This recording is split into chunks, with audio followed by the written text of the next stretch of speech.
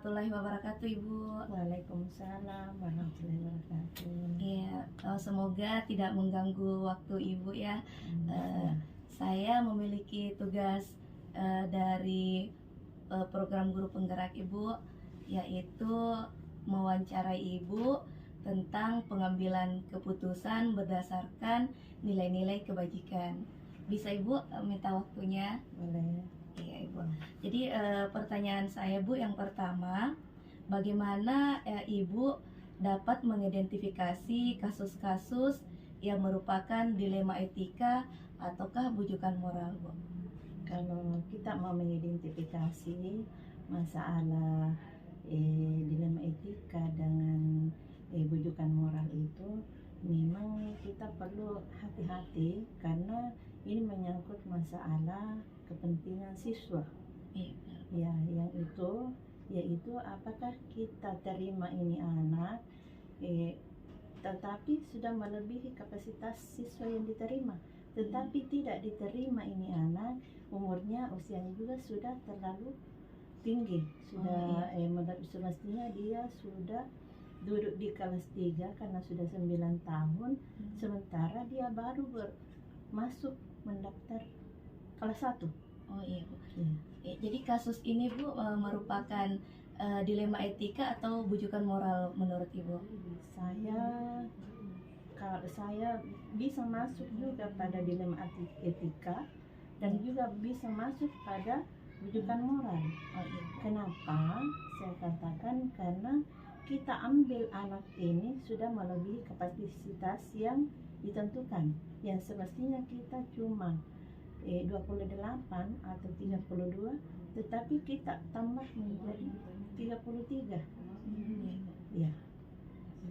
Jadi ada dilema di situ ya Bu, apakah harus menerima anak tersebut ataukah tidak. Jadi dua kebajikan di sini yang saling bertentangan yang sama-sama benar ya Bu. Ya, tetapi diambil kebijakannya. Oh iya, baik Ibu. Selanjutnya Ibu, selama ini bagaimana Ibu menjalankan pengambilan keputusan di sekolah, terutama untuk kasus-kasus di mana dua kepentingan yang sama-sama benar atau sama-sama mengandung nilai kebajikan, seperti kasus yang Ibu sebutkan baru ini. Iya, tadi itu kita karena dia kan baru mendaftar, dan usianya sudah 9 tahun. Nah, semestinya ini kita punya dilema di sini, yang ini anak semestinya sudah kelas 3. Namun dia baru mendaftar di kelas 1. Jadi kebijakan saya ambil di saat dia kelas 1 ini semester 1 ikut dan sudah bisa membaca, maka kita akan naikkan di kelas 2 di saat semester 2. Nah, setelah itu semester 2 dijalani sudah bisa lagi memenuhi ini bagus dan sudah bisa baca tulis hitung, maka nanti setelah kenaikan kelas dia sudah duduk di kelas 3. Oh iya Bu, jadi bagaimanapun pengambilan keputusan Ibu harus dilihat dari kepentingan murid itu ya Bu. Iya, yang penting tidak merugikan. Ya baik Ibu, jadi langkah-langkah atau prosedur seperti apa Bu yang biasa Ibu lakukan selama ini? Mungkin selain dari kasus Ibu ini, langkah-langkah atau prosedurnya itu yang seperti apa Ibu? Langkah-langkah yang saya ambil yaitu saya mencari juga orang dari luar. Apakah saya punya tindakan ini sudah bagus dan saya sudah ajukan kepada orang yang berkepentingan seperti menantunya Bapak Wali Kota, Dr. Udin, yaitu yang memegang Masikolata. Dia sudah mengapresiasi sama saya bahwa itu tindakan ibu itu sudah bagus, sudah betul, karena di saat dia umurnya nanti 13 tahun dia sudah tamat di SD. Oh iya Bu, jadi kita harus meminta pendapat ya Bu dari orang-orang yang memang menguasai atau berada di bidangnya ini Bu. Ya tidak serta-merta Ibu langsung mengambil keputusan. Oh iya, baik Ibu. Jadi hal-hal apa saja Bu yang selama ini merupakan tantangan bagi Ibu dalam pengambilan keputusan? Ya itu saja, anaknya perlu diberikan apa sama apresiasi sama gurunya atau memberikan bimbingan-bimbingan khusus dari guru, jadi gurunya juga berperan aktif untuk mengapresiasi kita ini, termasuk guru-guru yang lain memberikan juga bahwa itu sudah betul, karena di saat dia nanti tamat SD dan usianya sudah tinggi berarti sudah tidak bisa dimasuk di SMP. Oh iya Bu, jadi Ya, itu begitu. tantangannya Ibu ya. Jadi Jadi tantangannya itu. tetap juga meminta pendapat dari guru yang akan menangani Ya, anak tersebut Ibu. Betul. Jadi kita anukan sama gurunya bagaimana dia bisa membimbing, baca tulis dan hitungnya sudah lancar, kelas 1 dan kelas 2, nanti kenaikan kelas dia sudah duduk di kelas 3 Bu. Iya Bu ya. Jadi karena kebijakan pemerintah ya Bu, karena kalau sudah usianya sudah di atas 10 tahun, 14 tahun misalnya kalau kita sesuai dengan prosedur ini, maka mungkin aturan baru tidak bisa anak-anak ini melanjutkan ke SMP Bu, karena usianya yang sudah tua. sangat lewat Ibu Sudah ya lewat, dari ya. usia Karena sekolah memang, SMP. ya, sudah ada pengalaman Ya. yang kemarin itu, yang Sahrul itu yang sudah tamat di sini nggak bisa masuk ke SMP karena usianya sudah 15 tahun. Jadi Iya. dia sisa menunggu paket. Iya, jadi kita mengambil kebijakan dari itu, mengambil pengalaman juga bahwa sudah ada siswa yang tidak bisa melanjutkan karena usia yang sudah tidak bisa. Kan lagi usia sekolah SMP. Oh iya baik Bu. Jadi melihat juga dari pengalaman-pengalaman sebelumnya ya Bu. Iya. Iya, selanjutnya Ibu, apakah Ibu memiliki jadwal tertentu Ibu dalam sebuah penyelesaian kasus dilema etika, ataukah Ibu memiliki jadwal untuk menyelesaikannya langsung diselesaikan di tempat, ataukah ada bentuk atau prosedurnya Bu? Seperti itu. Kita tidak langsung menyelesaikan di tempat, Iya. tetapi kita meminta dulu pendapat dari luar. Contohnya itu yang saya katakan tadi, bahwa kita sudah laporkan kepada Pasikolata Iya. bahwa apakah sudah betul kita punya tindakan itu, dan dia sudah mengapresiasi bahwa itu sudah betul, sudah bagus, dan kita tidak menyelesaikan secara semata-mata, artinya kita saja yang mau, tetapi memang sudah didukung oleh pihak-pihak yang berkepentingan. Iya Bu. Jadi tidak langsung diselesaikan di tempat ya Bu, Tidak. tapi meminta pendapat dulu. Pendapat dari guru, Iya, dari pendapat guru. dari orang yang di atas, dari dinas, dan sudah dari Pasikolata. Iya, jadi itu prosedurnya ya Bu. Prosedurnya. Ya, tetap mengikuti aturan Bu. Bagus Bu.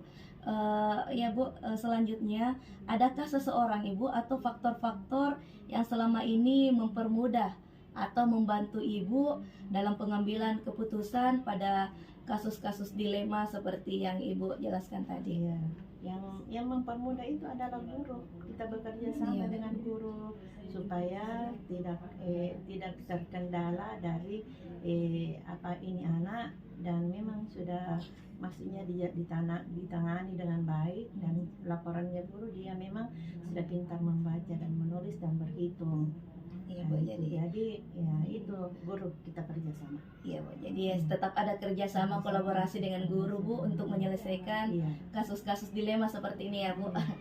Ya baik Ibu, yang terakhir Bu, dari semua hal yang telah Ibu sampaikan tadi, pembelajaran apa yang bisa Ibu petik dari pengalaman Ibu mengambil keputusan dilema etika Bu?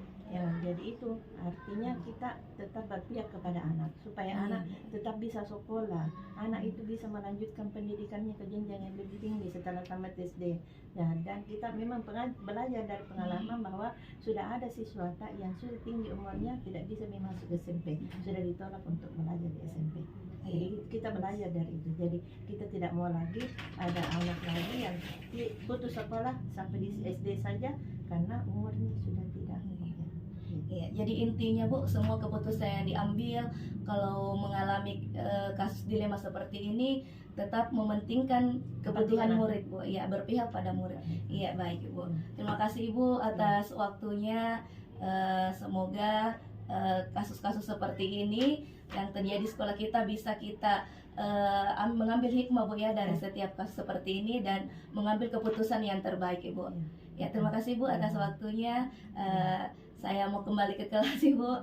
Ya, assalamualaikum warahmatullahi wabarakatuh. Waalaikumsalam warahmatullahi wabarakatuh. Assalamualaikum warahmatullahi wabarakatuh, Ibu. Ya, waalaikumsalam warahmatullahi wabarakatuh. Apa kabar Bu? Ya, alhamdulillah baik, Ibu. Alhamdulillah. Kita sendiri, Bu, bagaimana kabarnya? Ya, alhamdulillah sehat. Sehingga kita bisa bertemu di sini. Ada yang bisa saya bantu, Bu? Iya, Ibu, maaf nih mengganggu waktunya. Sebenarnya saya ingin mewawancarai Ibu terkait tugas saya dalam pengambilan keputusan sesuai dengan nilai-nilai kebajikan. Bisa, Ibu? Iya bisa. Silakan. Ya, baik, Ibu. Jadi pertanyaan saya, Bu, yang pertama, selama ini bagaimana Ibu mengidentifikasi kasus-kasus yang merupakan dilema etika atau bujukan moral, Bu? Iya. Jadi selama ini saya menilai itu dengan melihat dua kepentingan. Mana kalau kepentingan itu sama-sama benar, nah itulah dilematika. Sedangkan kalau misalnya salah satu kepentingan keliru, itu yang merupakan dudukan moral. Oh iya, baik, Bu. Jadi kalau memang dua nilai kebajikannya ini menurut Ibu sama-sama benar, itu adalah kasus dilema etika ya, Bu? Iya, betul. Jika salah satunya salah, itu termasuk rujukan moral. Iya, betul sekali. Saya setuju dengan Ibu. Siap. Baik, Ibu, jadi bagaimana Ibu menjalankan pengambilan keputusan di sekolah Ibu, terutama untuk kasus-kasus di mana ada dua kepentingan yang sama-sama benar atau sama-sama mengandung nilai kebajikan, Bu? Oh iya, saya langsung kasih contoh saja Bu ya. Di sekolah saya ini pernah terjadi kasus yang saya anggap itu adalah dilema etika. Kasus ini terkait siswa yang sudah berada di kelas 4 tetapi anak ini belum bisa membaca. Sedangkan kemampuan membaca itu didapatkan di kelas 1-2. Sehingga di kelas 3, 4 dan seterusnya itu anak-anak bisa mengikuti pelajaran dengan baik dan bisa menerima pelajaran dengan efektif. Nah, karena posisi anak ini di kelas 4, posisinya kalau misalnya gurunya tetap menaikkan kelas anak ini ke kelas 5, dikhawatirkan anak itu akan kesulitan menerima pelajaran di kelas 5, apalagi di kelas 6. Sedangkan guru kelas 5 dan kelas 6 sudah tidak ada lagi kegiatan pembelajaran mengajar membaca. Nah, tetapi jika anak ini tinggal kelaskan, anak ini juga akan ketinggalan, maksudnya usianya tidak sesuai dengan anak-anak sebayanya yang mestinya mereka sudah kelas 4, sekelas 5, karena dia ditinggal kelaskan, dia sama dengan anak-anak yang mestinya lebih muda dari dia. Jadi ada beban moral tersendiri di anak ini. Nah, itu yang merupakan dilematika yang pernah saya alami di sekolah ini. Iya, betul, Ibu. Jadi kita ini betul-betul dilema ya, Bu, harus membuat anak ini tinggal kelas atau harus menaikkan dia karena Iya. usianya dan juga kemampuannya, Ibu, Iya, kemampuan betul, membacanya. betul. Iya, Ibu. Selanjutnya, Ibu, jadi langkah-langkah atau prosedur seperti apa yang biasa Ibu lakukan selama ini, Bu? Kalau dalam menangani kasus itu, saya tentunya melihat dulu sebenarnya akar masalahnya di mana. Apakah anak ini masalah anak ini itu akar masalahnya terletak di kurang pembimbingan dari guru, ataukah kurang perhatian dari orang tua, atau memang kemampuan anak ini yang rendah untuk mengenali huruf ataupun membaca. Dikenali dulu akar masalahnya. Jadi faktor dari si anaknya dulu ya, Bu, Ya, kita harus cari ya, tahu. betul. Jadi ada beberapa faktor memang penyebab masalah, Bu. Itu yang harus digali untuk menemukan alternatif solusi yang tepat untuk anak ini. Iya, baik, Bu. Jadi, Bu, jadi selama ini yang Ibu anggap efektif ya dalam pengambilan keputusan pada kasus-kasus dilema etika itu hal-hal apa saja, Ibu? Iya. Jadi seperti tadi yang saya bilang, untuk menentukan solusi dari setiap masalah itu, kita mencari tahu dulu akar masalahnya. Nah, dari akar masalah ini kita bisa menemukan alternatif solusi yang tepat. Contoh, Untuk anak yang masalah saya tadi yang tidak bisa membaca itu, saya gali dari faktor anak ini tersebut, anak ini secara langsung dibantu oleh guru kelasnya dan orang tuanya. Nah, jadi saya gali informasi. Setelah saya dapatkan informasi tersebut, kami bertiga, saya, orang tua, dan guru kelas ini berdiskusi solusi apa yang tepat untuk mengatasi masalah anak ini. Iya. Jadi dari akar masalah ini ya Bu, kita mengambil keputusan Ibu. Iya. Jadi Ibu, apakah Ibu memiliki tantangan dalam keputusan kasus-kasus dilema etika seperti ini Bu? Ada. Iya, tentunya di setiap menyelesaikan masalah ada tantangan. Salah satu contoh tantangan itu apakah solusi yang kita tentukan itu sudah tepat, sudah bisa menangani masalah yang dihadapi anak ini. Sehingga jika kita mengambil keputusan yang kurang tepat, kita tidak akan mencapai hasil yang maksimal. Iya. Ya Bu, jadi adakah jadwal tertentu Bu dalam penyelesaian kasus dilema etika ini? Apakah langsung diselesaikan di tempat atau ada sebuah jadwal untuk penyelesaiannya, dan bentuk atau prosedurnya seperti apa Ibu? Iya.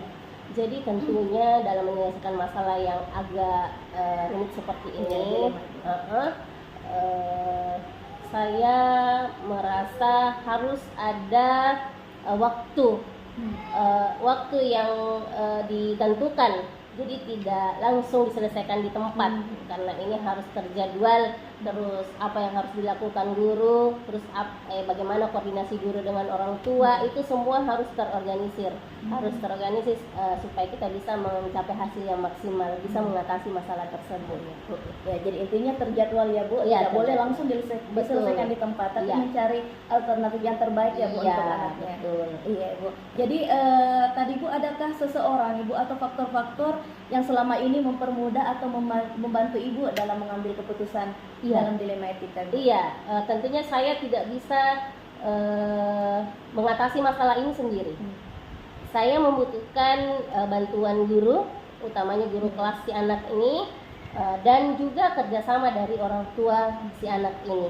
Jadi kami bertiga harus berkomunikasi, berdiskusi langkah apa yang terbaik diambil untuk mengatasi masalah anak ini. Jadi orang tua harus tetap dilibatkan ya Bu ya? Iya. Ya Bu, dari baik Ibu, dari semua hal yang telah disampaikan tadi Ibu, pembelajaran apa yang Ibu bisa petik dari pengalaman Ibu mengambil keputusan dilema etika ini Bu? Iya, dari setiap masalah yang saya hadapi Bu, saya yakin, saya selalu mengambil pelajaran bahwa setiap masalah itu pasti ada solusinya. Tetapi dalam menentukan solusi itu saya tidak bisa menyelesaikan sendiri. Ada beberapa orang yang harus saya libatkan untuk mempermudah mencapai tujuan. Dan yang pastinya setiap keputusan yang diambil itu harus berpihak kepada anak untuk mencapai student well-being. Itu saya rasa itu Bu.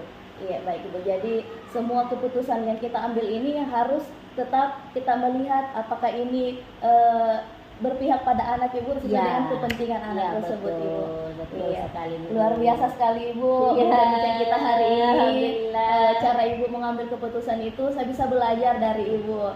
Terima kasih banyak Ibu. Mudah-mudahan bermanfaat ya Bu. Iya, pasti bermanfaat Ibu. Ya Bu, kalau begitu Bu, saya permisi dulu. Mungkin kita bisa berbincang-bincang lagi Bu. Lain waktu ya kita bertemu lagi Bu. Baik Ibu, saya permisi.